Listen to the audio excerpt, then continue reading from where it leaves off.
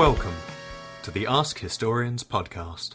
Yes, hello and welcome to the Ask Historians podcast. I'm Tyler Alderson, and we are taking a little journey back to the past of music today, and specifically classical music. I've got two people from the Australian Haydn Ensemble here. Got their CEO, Jackie Smith, and also their bassoonist, Simon Ricard. And we're going to talk about some of the concepts of historically informed performance that the Australian Haydn Ensemble takes on. And I guess, first of all, Jackie, it'd be a good way to sort of discuss what does historically informed performance. A lot of people think when they go to a symphony orchestra concert, you're hearing music from the 18th century. So every orchestra is doing historically informed performance, right? Or not so? I'll give a brief intro. Hi, everyone. Basically, we're playing music from Beethoven, Mozart, Haydn's time, but written for the instruments that he would have had at the time. So they were a slightly different look and feel, and our string players are playing on gut strings. And Simon, who you'll hear from in a minute, is playing on a slightly lighter, thinner-looking bassoon than what you'd see in a modern symphony orchestra. And he can explain the intricacies of his beautiful instrument. But we're playing on what those guys would have written the music for. So it's a much smaller orchestra. We have 18 players and written for music in smaller concert halls. So we don't actually like to play in huge concert halls like the Sydney Opera House, and because it's just too big. Our guys have smaller instruments with smaller sound. So it's much more intimate, and you feel like you're really up close and can see, the different facial expressions between the players, but also you can hear much more nuanced sound coming from the instruments. It's a very different sound to a full 100-piece symphony orchestra. But I'll get Simon to explain about his actual historically informed playing, because that's his bag. Yeah, absolutely. Historically informed performance, Tyler, has to do with researching music as it might have been heard by the composers in their day and as it might have been received by contemporary audiences. And we're trying to recreate that with our performances. And so, as Jackie said, some of that starts with the type of instruments that we use. For example, in this performance, I will be playing on a copy of a bassoon from the year 1792. So it's exactly the kind, 1792 is the year after Mozart died. It's the exact kind of bassoon which Mozart knew and for which he composed his bassoon concerto. So that's one aspect of historically informed performance practice. And the other is how we play, how we interpret the music, the kind of techniques we use. And so there's a lot of research looking at primary sources, such as old treatises on how to play instruments, early instruments themselves, which survive in museums and private collections around the world. And also looking at supporting evidence like iconography, engravings and paintings and so forth, to try to piece together how this music might have been performed in different places in Europe in different decades. So I guess historically informed performance practice deals mainly with European music from medieval times through until the beginning of the 20th century. And we're trying to investigate how the music was performed and how it was heard and received by audiences of the time. And well, I guess to ask a bit of the history of historically informed performance, when you listen to recordings from the mid 20th century, you can get these really. I think they're actually, some of them are quite lovely, but big and modern orchestra recordings of Bach and of Mozart and Beethoven, and then something happens in the middle of the 20th century or so. People really start looking into this concept of historically informed performance.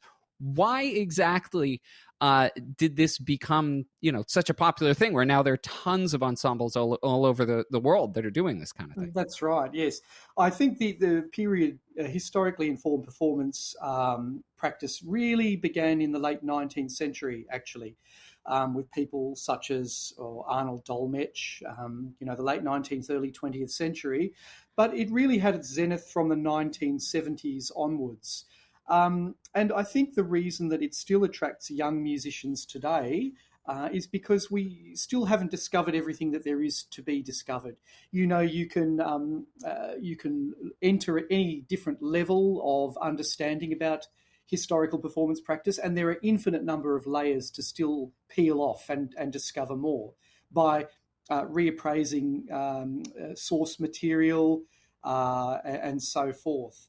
And so I think that's what keeps me interested, is the fact that we're always discovering more about how these instruments were played. In the case of my bassoon, we discover more about what kind of reeds they used, what kind of mouthpiece setup, or what you would call a bocal. We call a crook in the rest of the English-speaking world, the bocal of the bassoon. We discover about how the instruments were bored and how the holes were, how the holes were distributed and so forth. And so there's always more to discover, and that keeps it very, very lively and very interesting. So this bassoon that you play, when I go to an orchestra concert, I went to our local orchestra a couple of days ago, the Boston Symphony, and they've got this big wooden thing with a lot of silver keys, shiny silver keys. You've stripped most of those away on yours, huh? Yours looks a little different. Yes, indeed. Yes. So the bassoon you're describing is what we would call a modern Heckel key system bassoon, which has upwards of 20 keys, as you say. And they're a product of the late 19th century in Germany. They're what you see in symphony orchestras across the world. It's very what's the word I'm looking for? Homogeneous across the whole world. Everybody plays these Heckel-style bassoons. But in the 18th century, every region had a different style of bassoon. So if you went to Paris, you'd hear one type of bassoon with a certain bore diameter and certain timbral qualities. If you went to Dresden, you'd hear something different. If you went to London or Venice, you'd hear something completely different. So the bassoon that I'm playing for this performance is a copy of a bassoon from 1792. The original instrument is actually date stamped underneath a brass cover, 1792, the year after Mozart died. And the original was made by a Dresden maker called Johann Friedrich Grundmann. The instrument is now in a private collection of the late William Waterhouse in England, in Gloucestershire in England. And my particular copy was made by a New Zealand instrument maker called Matthew Dart. He lives in London now, but he's Kiwi by birth. And so this instrument has 5 keys. It doesn't have the 20 keys of the modern bassoon, just 5 brass keys. Now, a lot of modern musicians labour under the misapprehension that because historical woodwinds have fewer keys, that they must have been easier to play. And in fact, the reverse is true. They didn't add all of those keys to a modern bassoon to make it harder. They added the keys to a modern bassoon to make it easier, to keep up with new musical languages as they were emerging. Romantic musical language, the 20th century, all the different musical languages of the 20th century. So my bassoon has, we produce all of the accidentals, the black notes on a keyboard, by using cross fingerings. Each cross fingering has a very different personality from its neighbours. So, for example, the B flat and E flat have a very covered sound, whereas C sharp and F sharp sound very hard-edged. And what that means is that every key area has a very different flavour. So composers were able to compose in different keys on the understanding that they would have a completely different flavour because of the historical woodwind and so forth, and also the tuning systems that they used at the time. So I guess all of the keys, to answer your question, all of those keys on a modern bassoon were added to make the sound more homogeneous, to make every note sound like every other note. Whereas on my classical bassoon, every note sounds completely different from every other note. And if I play in B flat major, it has a very, covered sort of quality compared with D major, which sounds really brilliant. And that, it's interesting because you've basically, what you're describing is almost turning a bug into a feature. I play simple system flutes, from that era, and you have the same feeling. And I can tell you, tuning is not that much fun on them. You always have little, things here and there. You got to adjust your embouchure. You got to worry about that E note is going to be covered or whatever. And yet, as you say, when you're talking about these historical instruments, is the point that yes, actually everything is different. We do have to work. We can't just play an E flat the exact same way that we can play an F natural or a C sharp. Exactly right. And as you'll know from your flute, you might have a choice of fingerings for any one note. So you can choose a fingering that has a different sound from another one according to its context within the music. But, as I say, the composers, because they understood this at the time, they composed their music with this quality, this bug, as you say, in mind. And there were whole treatises devoted to the different emotional states which different key areas could elicit in the listener. For example, D major was seen as warlike and brilliant, whereas E flat major was seen as bitterly hostile to all things lascivious. So using these different key areas, composers could, they aimed, in fact, to manipulate the emotions of the listener. In those days, medicine was still based on the Galenic humours, so they thought that your emotions were caused by different balances of bile, black bile, blood, and phlegm in your body, the four humours, and that by listening to music in different keys, you could make people feel aroused, you could make them feel joyous, you could make them feel, miserable. You could give them religious fervour, or you could calm their passions. So the composers actually aim to manipulate the emotions of their listeners through their choice of keys. And this is only possible on historical instruments. So this is one of the attractions of playing on early instruments. Oh, that's good. So if I go to see you guys, I will balance my humors correctly, whereas, the Boston Symphony Orchestra just can't do that. Right. Exactly right, Tyler.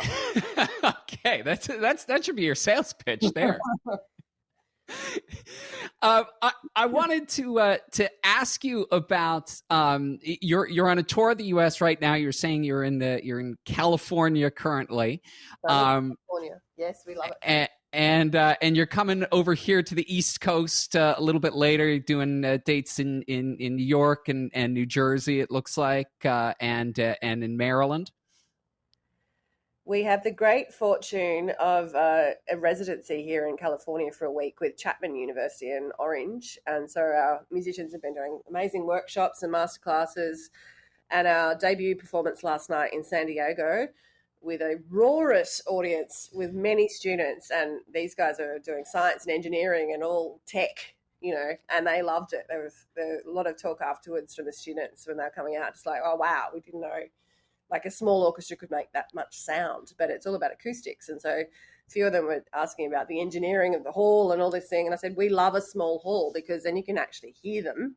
And the acoustic paneling in the hall also makes them sound really big and bright.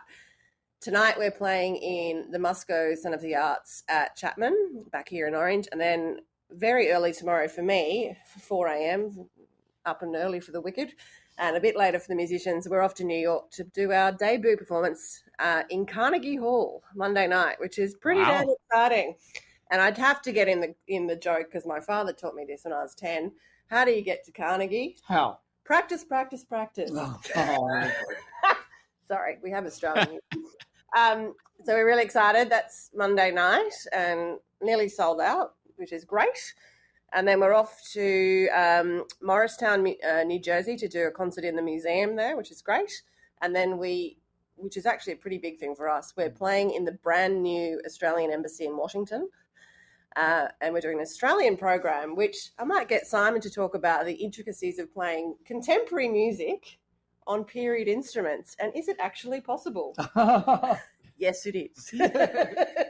So, yeah, we're playing two composers who are one very well-known Australian composer, Ross Edwards, who writes these beautiful Indigenous rhythmic tunes called Maninyas, a beautiful piece of his. And then a new work by a young Australian female composer, Ella Mason's, called The Lake, and she's got a Latvian background, so it's very filmy and beautiful, mesmerizing sort of string music. But it's been a bit of a challenge. We haven't ever done anything sort of past Mozart really in this orchestra. So is this written with these instruments in mind, or are you trying to work around trying to make it work? And so we had a few different musical choices, because you have to get things that aren't too high for the strings, because a very high first violin solo on a period instrument is pretty tricky. They've got a much smaller range, but it's pretty exciting for us to do, and we're going to be playing in an exhibition space with a lot of Indigenous art from the Papunya artists from pretty much the centre of Australia. So it's going to be visually beautiful and stunning, and that's our big VIP government dignitary event, which will be exciting. And then we're off to Maryland to play in Annapolis and Columbia, and then we go home next Sunday, I think. So it's 9 concerts in 11 days. Sorry, son. We worked them hard. Yeah. I wanted to ask you about the program that you're doing, for the most part in the tour, the ones with the older composers, because I noticed that the thing that stood out to me, first of all, in your name, the Australian Haydn Ensemble, you get the sense that Haydn was important, and here we're talking, by the way, about Franz Joseph Haydn. Unfortunately, his brother Michael, who's also a great composer, doesn't really get a look in edgewise there, but the program is 4 symphonies, and by 3 composers, 2 by Haydn, 1 by Mozart, 1 by J.C. Bach, who's the son of the more well-known J.S. Bach. These 3 composers, very, very important in the development of the symphony as, one of the premier forms of classical music. Can you just discuss their importance, why this program has these 3 composers on there and all symphonies? Yeah, sure. The symphony was a relatively new genre at this time in the the second quarter of the 18th century. All of the music that we're playing fits into a 12-year time period from 1760 to 1772. But even within that 12 years, you can hear the development of a more from a Baroque music language through to a much more recognisably classical musical language. The 1760s, 1770s were a real turning point in European music. So, as you said, we have a symphony by Johann Christian Bach. It's hard to keep track of all of them. Is it 18? There is a Johann Christoph Friedrich, I think, as well. And that's right. There's no Netflix back then. So J.C. Bach was known as the London Bach because that's where he did most of his work in London, which was a very cosmopolitan city in the 18th century. It was the New York of its day, if you like. Then we have Haydn, who was, for most of his career, stuck out at the court of Prince Nicholas Esterhazy, and which was quite remote on the sort of Hungarian-Austrian border. And because Haydn was stuck out there in this very remote court with one group of musicians to work with, he became famously inventive. And he really applied all of his powers of imagination to this new genre, the symphony. And so 2 of the symphonies that we're playing in this program, one's nicknamed The Morning and another one's nicknamed The Evening, Le Matin and Le Soir in French. And these were written really as sort of audition pieces for his job at the court of Nicholas Esterhazy. He wrote the music perhaps to impress the musicians in the court orchestra and to make them look good. And so he gave all of the instruments in the orchestra some kind of solo to play. These symphonies are almost like a concerto grosso, a Baroque concerto grosso, in that small groups of instruments play solos within the larger symphony form. So, for example, in Le Matin, the morning symphony, the minuet and trio, that the trio section is a trio for the viola, bassoon, and double bass. So even instruments like the bassoon and the double bass have solos in this repertoire, and quite virtuosic solos too, I might add. Double bass player Pippa Macmillan is a specialist in 18th century basses. She plays a big Bohemian, original 18th century Bohemian instrument, strung with huge thick gut strings as thick as your little finger. But she plays it with this fabulous sort of lightness and lack of ponderousness that you hear in modern double basses. It's absolutely beautiful. And then the final symphony we're playing is by Mozart, and it's one of his relatively early symphonies. So he was still quite a young composer when this symphony was written, Symphony number 29. But it's already in a fully mature classical style. And Mozart learned a lot from J.C. Bach. He was certainly an admirer of him. In fact, I don't want to call Mozart out, but I think at least a couple of his early symphonies were kind of just copying J.C. Bach's homework there. I think we call influence. I don't know, I have to admit, about any influence of J.C. Bach, but certainly Haydn was a huge influence on Mozart. Yeah.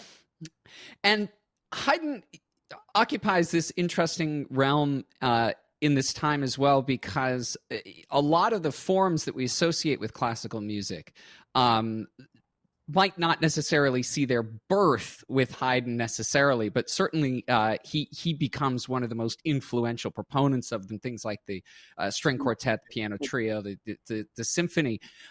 Why is it that and how is it that his influence has become so great over not just classical musicians of his era, but really throughout classical music in general afterwards? Yeah, it's a good question. I suppose perhaps it was because he wrote relatively big collections he wrote a lot of symphonies, he wrote a lot of string quartets, and then when this music was disseminated around Europe, remembering, of course, that he also worked in London, in Paris, in Vienna, the main music centres of the day. And when his music was disseminated in these different cities, I guess it just exerted some kind of influence. He also wrote some very obscure music as well for an instrument called the baryton. And the baryton was an instrument played by his boss, Prince Nicholas Esterhazy. And it's a bizarre kind of member of the viola da gamba family. The viola da gambas died out in the classical period because they weren't really well suited to the new emerging musical language. But the baryton kind of hung around for a few extra decades. And if you can imagine a viola da gamba, which has got sympathetic strings behind the fingerboard, which are plucked by the left string. So they're brass, they're metal strings, and they play a scale. And so the players are actually able to bow the bowed strings and pluck the plucked strings with their left thumb at the same time. So Haydn actually composed quite a bit of music for baryton trio, a trio of baryton, viola, and cello. And we will be doing some of those in our next concert series in Australia in December with my colleague Laura Vaughan, who's Australia's only exponent of the baryton. And so I think Haydn had a foot in both camps, this very old-fashioned Baroque style and the very up-to-date symphonies. And of course, he outlived Mozart. He lived into the 19th century. Sorry, Tyler. Well, I just want to point out and ask you about this, because one of the reasons he wrote all these baryton pieces, as was that the guy who was paying his way was, oh, by the way, a baryton player, which was the case in this time. People tend to think of, I think, musicians as these kind of artists sitting at home thinking up great works alone and sort of putting concert on. But there was a very different system that composers like J.C. Bach and Mozart and Haydn were working to in this time as well. Absolutely. I couldn't agree more. We tend to think of artists today as these rarefied creatures which receive inspiration from God and bestow it on the rest of us. And in fact, musicians in the 18th century were glorified servants. They were artisans, exactly the same as wheelwrights or wig makers or gilders or carpenters. Your father was a composer, and so you became a composer. And as you said, Haydn's Haydn's brother was also a composer. Mozart's sister was a piano player. Mozart's father was a composer. So you just followed in the family footsteps, doing whatever your family did to the best of your ability. You applied your craft to it, and maybe a certain percentage of imagination, and that was all that was expected of you. Now, in terms of Haydn specifically in the historically informed performance realm, here in Boston we have the Handel and Haydn Society, which is it's fantastic historical performance. You are the Australian Haydn Ensemble. His name seems to come up a lot in this historically informed performance realm. Why is it that we're so interested specifically in the instruments of his day? Specifically the instruments of his day, or the playing of his day. Yeah. Look, I think because there is this, people do love Haydn. As I said, he was very, very inventive, and he was also particularly fecund. He produced an enormous volume of music over his very long life. And so I guess people want to explore how that might have sounded in his day. As Jackie said earlier, often Haydn today is played on a 100-piece symphony orchestra, whereas at Esterházy, he only had an orchestra of between 14 and 18 players. And so, for example, these symphonies were written for 3 first violins, 3 second violins, 1 viola, 1 cello, 1 double bass, and then double winds. So the wind section actually took up a third of the orchestra, if you like. And so by performing on in an orchestra of that makeup, where the wind section is a large percentage of the orchestra, and by performing in relatively intimate venues like we played in last night, you really get a much more accurate feel of how this music might have sounded to Haydn. So this is not the kind of music that you would go to a 1,500 person hall to hear. Absolutely You're not going to hear a symphony that sounds like Mahler or Shostakovich or Bruckner. When you go. Exactly. And, during the 19th century, music became more democratized. In the 18th century, in Haydn's time, it was more common for music to be heard at the court of a patron, such as Nicholas Esterházy. So at the patron's court, it was performed in small rooms within palaces, and the music could be, essentially glorified chamber music.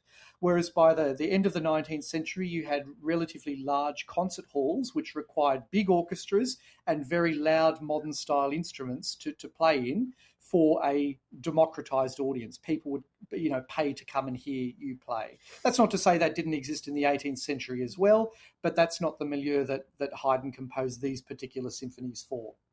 It'd be nice if you were rich enough to be able to afford your own orchestra. Have you guys ever looked into getting, I don't know, Jeff Bezos or, Warren Buffett to just, hire you to play around the place? Look, Tyler, there may be some secret emails going out to, fairly well-known Australian celebrities who might be in New York at the moment. I want to come to Carnegie, and I'm happy to give them a ticket if they want to give me a couple of spare minutes. But, on an administrative point of view, it's much easier travelling with 18 than 100. And they're typical Australians, so they all help drive the cars and load the double bass into the bus and set up the stage. It's very, very polite bunch of musicians and very handy, which probably would have happened in the day as well, that, you turn up to work. These are not soloists or modern sort of players. They all came and said, right, we've got a job to do. So, put down your bassoon and put your stands up, and it's the double bass got a stool and all that sort of thing. It's really lovely actually to travel with. I've got colleagues who travel with full orchestras, and it is a nightmare. And we don't have percussion, which I'm very grateful for. And this tour, no harpsichord even. So it's pretty easy actually. It's like traveling with a choir nearly. It's interesting, Jackie talks about travelling with musicians because, of course, Nicholas Esterhazy famously travelled with his orchestra as well. When he went to visit his summer palace over the summer, he would take his orchestra with them because, of course, if you wanted music in the 18th century, you didn't just, get on Spotify. You actually had to have your flunkies play it to you. And so famously, Nicholas Esterhazy decided to stay longer than expected at his summer palace one year. And all of his musicians were missing their home, and so missing their wives, their families. They asked Haydn to petition the prince for them all to be allowed to return back to their homes again. And to get the point across, Haydn wrote a piece of music called the Farewell Symphony, whereby the musicians all play a lovely symphony, and then towards the end of the piece, one by one, they leave the stage until there's just a single violinist left on stage playing a simple tune. And apparently this was enough to give Nicholas Esterhazy the impression that the musicians wanted to go home. That's clever.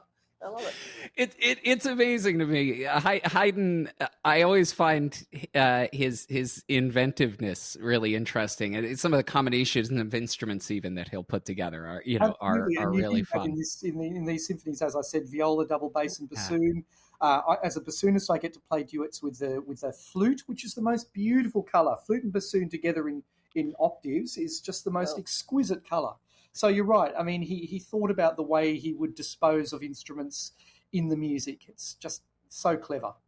I work in my day job at a classical music radio station, and one of the ones we play a lot is the Surprise Symphony, where, as the story goes, at least, there was a guy who would always come to the concerts and fall asleep, and Haydn put in the middle of a very quiet part of that symphony this extremely loud, just single note to wake the guy up right in the middle. And I just thought that's brilliant. He definitely had a sense of humor. Yes. Can we expect, I know that you're, right now you're literally halfway across the world from home, but can we expect to see you again anytime soon? Is this going to become a habit? If you've got any rich friends, I'm happy for them to, write me a little personalised letter with a large check involved, and we'd love to come back. And I hear Boston's got a excellent Haydn community, so, One of the nice things about the USA, of course, is your culture of philanthropy, which is not very pronounced in Australia. It's better developed here in the US, and so that makes life easier. Absolutely life easier. But we managed to raise enough money in 1 year to get here, which is pretty amazing. And to quote the Consul General of New York, who is an economist, so we had 12 minutes to impress this woman who's coming to Carnegie. She goes, "How the hell did you do it?" And I said, "Well, we've got an artistic director that just likes to get things done." And she went, "I want to go to the US, I want to do Carnegie, and I will raise the money." So she did it, and pretty good, but it's expensive, but thank God there's only 18 of them, so it's not as crazy as a symphony orchestra. But yes, we will hope to get on the philanthropy drive as soon as we get back. In fact, we've got hopefully a couple of fabulous Australians who are living in New York coming on Monday night, and I think they're going to be impressed with the sound. And to quote the head of music at Chapman, he goes, "Oh, I'm remarkably impressed. I thought, this little band from Australia, they're probably pretty good." He was actually quite shocked, and he was like, "Oh, okay. Yeah, you guys are good." I think one of the things about period instrument ensembles is that they all have very different sounds. Symphony orchestras have their own, each symphony orchestra has its own sound, but that's even more pronounced with historical instrument orchestras because of the types of instruments that we use, and because each group might have its own very strong ideas about interpretation based on research that the conductor's done, or someone like Skye McIntosh, our concertmaster and our founder, has done. So I guess we have a distinct personality that's different from European period instrument ensembles or American period instrument ensembles. So if people are interested in hearing how we differ, come along and listen. The best thing too, Tyler, just to add to that, because it's an intimate audience and they're Australian, and I think it's the Australian edge that I particularly love as an Australian, but you get to see, like when Simon does a solo or a duet with a different, they all look at each other and have this big grin at the end. It's like watching a jazz band. And I think sometimes other countries are a little too serious on stage. But actually, when our guys play, it's actually a joy to watch them, because you can follow the tune going around the small orchestra, because they're all just like, oh yeah, good on you, It's your turn, Simon, you have a go. And then Melissa's on the flute, and when the double bass solo happens in Le Soir, people were like audibly cheering in their chair, because it's actually, you don't get to see double bass do a solo like that, and it's so gorgeous. So actually seeing them live is the best, because you see the communication on stage. It's beautiful to watch. That's something that I love, and I feel like the best historically informed ensembles have that interplay. I feel like sometimes classical music can sound like you're going to a museum, just with people playing music rather than pictures on the wall. And when you break out of that mold, it's always nice to hear. I wanted to ask what just you mentioned something briefly that I did want to touch on. You mentioned just the techniques and all that. How exactly? How do you know? You don't have a bassoonist from 1792. I don't think you do. Maybe you do. How you have them frozen somewhere. Exactly. Into La Jolla. We have, what we do have are lots of treatises. So these are instruction manuals for how to play these instruments. And some of them are by the most prominent musicians of their day. For example, there's a violin treatise by Leopold Mozart, Wolfgang Amadeus Mozart's father. There's a violin treatise by Gemignani. There's a violin treatise by, who else? I can't think off the top of my head. But then harpsichord, yes, we have a flute treatise by Quantz, who was Frederick the Great's flute teacher. We have harpsichord treatise by François Couperin. So we have instruction manuals from the best players and composers of the day telling us how to play. So, for example, one thing that I do differently to what modern bassoon players do is I use what's called oblique embouchure. So oblique embouchure means that my reed, my bassoon reed, is not parallel to the ground. I actually play it on a 45-degree angle. And this is really strange if you're a modern bassoon player. But what it allows me to do is to control my reed in a much more nuanced way, and allows me to play, in a much more speech-like fashion, which was what they valued in those days. As I mentioned earlier, with the democratization of classical music at these big concert halls, you would communicate with your listeners as a musician by shouting at them and whispering to them, by playing triple forte and triple piano all the time, loud, soft, loud, soft. Baroque music and classical music of this period was much more played on a much more limited dynamic range, and what they valued was music with a speech-like quality. So you would use nuance to get to communicate what you wanted to communicate to your audience. So, for example, I can say to you, I went to the store, or I can say, I went to the store, or I can say, I went to the store, or I went to the store, or I went to the store. They're all, I'm not shouting at you and whispering at you. It's all at the same volume level, but I could give those few words different meaning by how I deliver the words. And this is how we think of the notes in Baroque and classical music, as being like individual syllables, and we can colour each individual syllable to give the listener a different understanding of what we're trying to say. Well, the best way to hear that, of course, is to hear you guys. I would highly recommend checking out the Australian Haydn Ensemble. Obviously, if you're in Australia, it's a little easier for you to check them out on a more regular basis. But most of our concerts from Australia. We stream online, and we've also got on our website a couple of our sort of highly produced video content too from during that beautiful pandemic we had, which we no longer talk about. But we have some video content online to show us off. But most of our concerts in Australia are digitally available through the Australian Digital Concert Hall, which came about during the pandemic. And that is worldwide. So I think it's $24 and you can watch 24 live. Australian dollars too. Australian dollars. Yeah. So that's about $5 US. And you can either watch it live on the spot or you've got 72 hours to watch it afterwards. So that's pretty handy. So we're available in the US via streaming. Yeah, we're everywhere. That's wonderful. that's sort of a modern and 18th century kind of amalgam of how to hear you guys. Well, Simon and Jackie, thank you so much for coming on the Ask Historians podcast. Thank Thanks, you, Tyler. You've been listening to the Ask Historians podcast. Please support us at patreon.com/askhistorians. Find more history like this by following us on Twitter and Facebook, and by visiting us at askhistorians.reddit.com and ask hundreds of historians and enthusiasts anything you want to know about history.